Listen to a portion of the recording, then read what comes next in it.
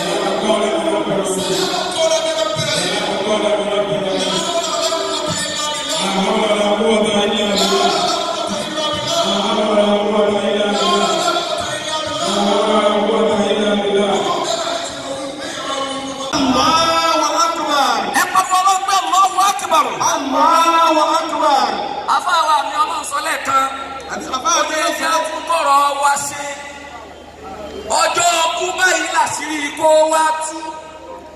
Ìjà sí pé Àìṣà bí Bọ́lá yìí ó láwọn dáadáa kan tó ṣe pamọ́ sọ́dọ̀ Ọlọ́run. Torí ẹ tó bá kú ní Ramadan, bọ́sù yìí ti lápàlẹ́ tó kù ti lọ́wọ́ tó, wọ́n ní gbogbo ohun tó bá ṣe pátápátá wọ́n yà á fi.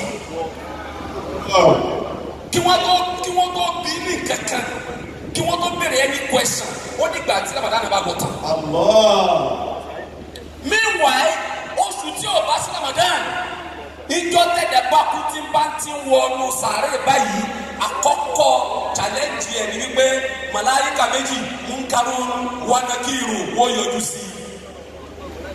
Múnkárù àti Nàkírù yìí, àwọn màláyíkà kan gìláàrú ṣìdáàdù, àwọn akílápá màláyíkà yẹs aláàlìhì wọ́n máa rọ̀ bùkà máa dínúkà. Kitabuka Makibulatuka gbogbo ẹni tí ò bá sí lọ́hùn àbára wà sí ó ṣe àgbákò. Ẹni tó bá sí lọ́hùn ni wọ́n bí léèrè pé má rọ̀ búkà kálọ́ lọ́hùn rẹ tí ó rántí wípé Allah Rabbi. Ẹni tí ò bá sí lọ́hùn àbára wà sí tí wọ́n bá bí pé má rọ̀ búkà kálọ́ lọ́hùn rẹ. Ẹ̀yin náà ni. Yẹ́sà, àwọn mọ̀lẹ́kà ní òkè lọ́wọ́. Ẹ̀yin náà ni. Ẹ̀yin ní sa. Àwọn yìí wọ́n fún ní òdùrọ̀ lérí. Wọ́n dùn kóńdó lórí. Wọ́n ní wọ́n bá fún ní òdùrọ̀ lérí báyìí gbà. Wọ́n bá fún ní òdùrọ̀ lórí gbà. Yóò wọ inú lẹ̀ lọ ní 70 feet. Yóò wọ inú lẹ̀ lọ ní 70 feet. Ọlọ́run fún àwọn màláíkà yìí lágbára débi wípé. Ọlọ́run fún alágbára débi wípé. Tiwa ọ̀dọ̀ ìlà oṣù wa.